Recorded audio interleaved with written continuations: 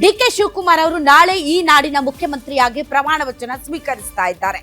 ಆದ್ರೆ ಅವ್ರ ಜೊತೆಗೆ ಮಂತ್ರಿಗಳಾಗಿ ಯಾರ್ಯಾರು ಪ್ರಮಾಣ ವಚನ ಸಿಗ್ತಾರೆ ಅಂತ ಕಳೆದ 2 ದಿನಗಳಿಂದ ಪಟ್ಟಿ ಮೇಲ್ ಪಟ್ಟಿ ನಾವು ಕೊಟ್ವಿ ಮತ್ತು ಪಟ್ಟಿ ಮೇಲ್ ಪಟ್ಟಿ ಅವರು ಕೊಟ್ಟಿದ್ದಾರೆ. ಪಟ್ಟಿಯನ್ನ ಹಿಡ್ಕೊಂಡು ಮೀಟಿಂಗ್ ಮೇಲೆ ಮೀಟಿಂಗ್ ಮಾಡಿದ್ದಾರೆ. ಬಟ್ ಯಾವ ಪಟ್ಟಿ ಫೈನಲ್ ಮಾಡಿದ್ದಾರೆ ಅನ್ನೋದಕ್ಕೆ ಸಂಬಂಧಪಟ್ಟಂತೆ ಬಹಳಷ್ಟು ಸುದ್ದಿಗಳು ಬರ್ತಾ ಇದಾವೆ. ನಾಳೆ 10 ಜನ ಡಿ.ಕೆ. ಶಿವಕುಮಾರ್ ಅವರನ್ನ ಒಳಗೊಂಡು ಪ್ರಮಾಣ ವಚನ ಸ್ವೀಕರಿಸ್ತಾರೆ. ಹಾಗಾದ್ರೆ ಯಾರ್ಯಾರು ಪ್ರಮಾಣ ವಚನ ಸ್ವೀಕರಿಸ್ತಾರೆ ಅನ್ನೋದೇ ಇಂಪಾರ್ಟೆಂಟ್. ಸೊ ಮಂತ್ರಿಮಂಡಲದಲ್ಲಿ ಕೇವಲ 10 ಜನ ಇರಲ್ಲ, ಅದು ನಮಗೂ ಗೊತ್ತು, ನಿಮ್ಗೂ ಗೊತ್ತು. ಆದ್ರೆ ಆ 10 ಜನ ಯಾರು ನಾಳೆ ಪ್ರಮಾಣ ವಚನ ಸ್ವೀಕರಿಸ್ತಾರೆ ಅವರು ತುಂಬಾ ಇಂಪಾರ್ಟೆಂಟ್ ಅಂತ ಅರ್ಥ, ಅವರು ತುಂಬಾ ವಿಶೇಷ ಅಂತ ಅರ್ಥ, ಮತ್ತು ಅವರು ಈ ಸರ್ಕಾರದಲ್ಲಿ ತುಂಬಾ ಇಂಪಾರ್ಟೆಂಟ್ ರೋಲ್ ಪ್ಲೇ ಮಾಡ್ತಾರೆ ಅಂತ ಅರ್ಥ. ಮತ್ತು ಅವರಿಗೋಸ್ಕರ ಡಿ.ಕೆ. ಶಿವಕುಮಾರ್, ಸಿದ್ದರಾಮಯ್ಯ ಮತ್ತು ಹೈಕಮಾಂಡ್ ನಡುವೆ ತೀವ್ರ ಜಟಾಪಟಿ ನಡೆದಿದೆ ಅಂತ ಅರ್ಥ. ಹಾಗಾದ್ರೆ ಆ ಇಂಪಾರ್ಟೆಂಟ್ 10 ಜನ ಯಾರು ಮತ್ತು ಹೊಸಬರು ಎಷ್ಟು ಜನ ಇರ್ತಾರೆ ಅಂತ ಯಾಕೆ ಅಂತಂದರೆ, ಈಗ ಜನ್ಸಿಗಳು ಸಿಕ್ಕಾಪಟ್ಟೆ ಸಿಡಿದೆದ್ದಿದ್ದಾರೆ.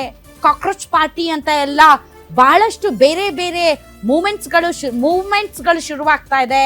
ಇಂತಹ ಸಂದರ್ಭದಲ್ಲಿ ಮುಂದಿನ 2028ರ ಚುನಾವಣೆಗೆ ಯಂಗ್ ಅಂಡ್ ಯೂತ್ಸ್ ಅನ್ನ ಆಕರ್ಷಣೆ ಮಾಡೋದಕ್ಕೆ ಎಂತಹ ಯಂಗ್ ಕ್ಯಾಬಿನೆಟ್ ಇರಲಿದೆ ಅಂತ ಎಲ್ಲರೂ ಕಾಯ್ತಾ ಇದ್ದಾರೆ. ಸೊ ಡಿ.ಕೆ. ಶಿವಕುಮಾರ್ ಅವರ ಕ್ಯಾಬಿನೆಟ್ ಅದೇ ಹಳೆ ಮುಖಗಳಿಂದ ಕೂಡಿರಲಿದೆಯಾ ಅಥವಾ ಹೊಸತನದಿಂದ ಕೂಡಿರಲಿದೆಯಾ ಗೊತ್ತಿಲ್ಲ.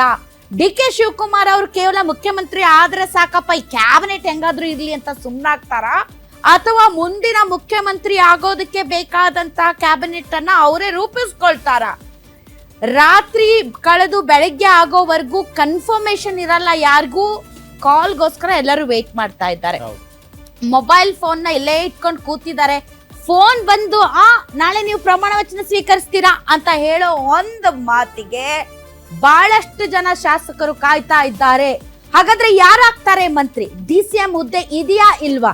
ಎಲ್ಲ ವಿಚಾರಗಳಿಗೆ ಸಂಬಂಧಪಟ್ಟಂತೆ ಇವತ್ತಿನ ರಾ ನ್ಯೂಸ್ ನಲ್ಲಿ ಕಂಪ್ಲೀಟ್ ಡೀಟೇಲ್ಸ್ ನಿಮ್ ಮುಂದೆ ಇಡ್ತೀವಿ. ನಾಡಿನ ಹೊಸ ಮುಖ್ಯಮಂತ್ರಿಯಾಗಿ ಕನಕಪುರ ಸರದಾರ, ಟ್ರಬಲ್ ಶೂಟರ್, ಪಕ್ಷ ನಿಷ್ಠ ನಾಯಕ ಡಿ.ಕೆ. ಶಿವಕುಮಾರ್ ಪಟ್ಟಕ್ಕೇರಲು ಕೌಂಟ್ ಡೌನ್ ಶುರುವಾಗಿದೆ. ಈ ಮಧ್ಯೆ ಒಂದು ಬ್ರೇಕಿಂಗ್ ನ್ಯೂಸ್ ಬರ್ತಾ ಇದೆ, ಬನ್ನಿ ನೋಡೋಣ.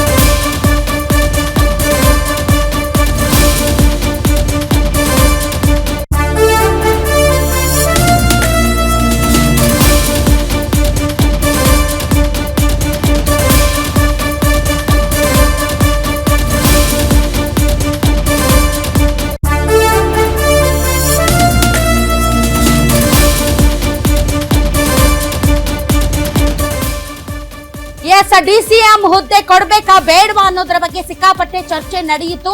ಡಿ.ಕೆ. ಶಿವಕುಮಾರ್ ಅವರು ಯಾವುದೇ ಕಾರಣಕ್ಕೂ ಡಿಸಿಎಂ ಹುದ್ದೆ ಬೇಡ, ಯಾಕೆಂದ್ರೆ ನನ್ಗೆ ಯಾವುದೇ ಚೆಕ್ಮೇಟ್ ಇರಬಾರ್ದು, 2028ರಲ್ಲಿ ಕಾಂಗ್ರೆಸ್ ಪಾರ್ಟಿಯನ್ನ ಅಧಿಕಾರಕ್ಕೆ ತರಬೇಕು ಅಂತ ಅನ್ನೋದಾದ್ರೆ ನಾನು ಒಬ್ಬನೇ ಮುಖ್ಯಮಂತ್ರಿ ಆಗಿ ಒಬ್ಬರೇ ಮುಖ್ಯಮಂತ್ರಿ ಅಂದ್ರೆ ಡಿಸಿಎಂ ಹುದ್ದೆ ಬೇಡ ಅನ್ನೋ ತರದಲ್ಲಿ ಸಿಕ್ಕಾಪಟ್ಟೆ ಹೈಕಮಾಂಡ್ ಜೊತೆಗೆ ಅವರು ಫೈಟ್ ಮಾಡಿದ್ರು. ಆದ್ರೂ ಸಿದ್ದರಾಮಯ್ಯನವರು ಇಲ್ಲ ಡಿಸಿಎಂ ಹುದ್ದೆ ಇರಬೇಕು ಅಂತಾನೆ ಮೊದಲಿನಿಂದ ಪಟ್ಟಿ ಹಿಡಿದಿದ್ರು. ಆದ್ರೆ ಡಿಸಿಎಂ ಯಾರಾಗ್ಬೇಕು ಅನ್ನೋ ವಿಚಾರಕ್ಕೆ ಸಂಬಂಧಪಟ್ಟಂತೆ ಬಹಳ ಬೆಳಿಗ್ಗೆಯಿಂದಲೂ ಕೂಡ ಮೀಟಿಂಗ್ ಮೇಲೆ ಮೀಟಿಂಗ್ ನಡೆಯಿತು. 3 ಡಿಸಿಎಂ ಹುದ್ದೆ ಮಾಡ್ಬೇಕಾ, 2 ಮಾಡ್ಬೇಕಾ, ಅಥವಾ ಯಾವ್ಯಾವ ಜಾತಿ ಸಮುದಾಯಗಳ ಮತಗಳನ್ನ ತಮ್ಮ ಬುಟ್ಟಿ ಒಳಗೆ ಹಾಕೊಳ್ಳೋದಕ್ಕೆ ಎಷ್ಟು ಡಿಸಿಎಂ ಕೊಡ್ಬೇಕು ಅನ್ನೋದ್ರ ಬಗ್ಗೆ ಸಿಕ್ಕಾಪಟ್ಟೆ ಚರ್ಚೆ ನಡೀತು. ಬಟ್ ಯಾವುದೇ ಕಾರಣಕ್ಕೂ ಡಿ.ಕೆ. ಶಿವಕುಮಾರ್ ಅವರು ಡಿಸಿಎಂ ಹುದ್ದೆ ಬೇಡವೇ ಬೇಡ ಅಂತ ಪಟ್ಟು ಹಿಡಿದಿದ್ರು. ಬಟ್ ಜಿ ಪರಮೇಶ್ವರ್ ಅವರು ಡಿಸಿಎಂ ಆಗ್ತಾರೆ ಅನ್ನುವಂತ ಸುದ್ದಿ ಇದೀಗ ಬರ್ತಾ ಇದೆ. ಜಿ ಪರಮೇಶ್ವರ್ ಅವರು ಡಿಸಿಎಂ ಆದ್ರೂ ಕೂಡ ಮುಂದಿನ ದಿನಗಳಲ್ಲಿ ಅವರು ಡಿ.ಕೆ. ಶಿವಕುಮಾರ್ ಅವ್ರಿಗೆ ತುಂಬಾ ಥ್ರೆಟ್ ಆಗ್ಲಿಕ್ಕಿಲ್ಲ. ಹಿ ನೆವರ್ ಕ್ಲೇಮ್ಡ್ ನಾನು ಮುಖ್ಯಮಂತ್ರಿ ಆಗ್ಬೇಕು ಅಂತ ಒಂದು ದಿನಕ್ಕೂ ಜಿ ಪರಮೇಶ್ವರ್ ಅವರು ಇತ್ತೀಚಿನ ದಿನಗಳಲ್ಲಿ ಯಾವಾಗ ಈ ಕುರ್ಚಿ ಕಿತ್ತಾಟ ನಡೀತಾ ಇತ್ತು ಆವಾಗ ನೋಡಿ, ನಾವು ನಮ್ಮ ಕಮ್ಯುನಿಟಿ ಏನಿದೆ, ದಲಿತ ಕಮ್ಯುನಿಟಿ ಆರ್ SC-ಗಳು ಈ ರಾಜ್ಯದಲ್ಲಿ ಯಾವಾಗ್ಲೂ ಕೂಡ ಕಾಂಗ್ರೆಸ್ಗೆ ಬ್ಯಾಕಪ್ ಮಾಡಿದಾವೆ. ಸೊ ನಮ್ಮನ್ನ ಕೇವಲ ಮತ ಬ್ಯಾಂಕ್ ಆಗಿ ಬಳಸ್ಕೊಳ್ತಾ ಇದ್ದೀರಾ ಅಂತ ಸಂಘಟನೆಗಳು ಬೀದಿಗಿಳಿದು ಪ್ರತಿಭಟನೆ ಮಾಡಿದ್ರು. ಎಂದೂ ಕೂಡ ಜಿ ಪರಮೇಶ್ವರ್ ಅವರಾಗ್ಲಿ ದಲಿತ ಮುಖಂಡರಾಗ್ಲಿ ನಾವು ಮುಖ್ಯಮಂತ್ರಿ ಆಗ್ಬೇಕು ಅಂತ ಕ್ಲೇಮ್ ಮಾಡಿರ್ಲಿಲ್ಲ.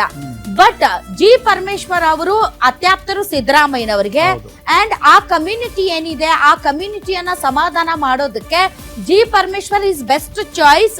ಈ ಕಡೆ ಡಿ.ಕೆ. ಶಿವಕುಮಾರ್ ಅವ್ರಿಗೂ ಕೂಡ ಮುಂದಿನ ಅವರ ಮಹತ್ವಾಕಾಂಕ್ಷೆಗೆ ಇವರು ಅಡ್ಡಿ ಆಗ್ಲಿಕ್ಕಿಲ್ಲ.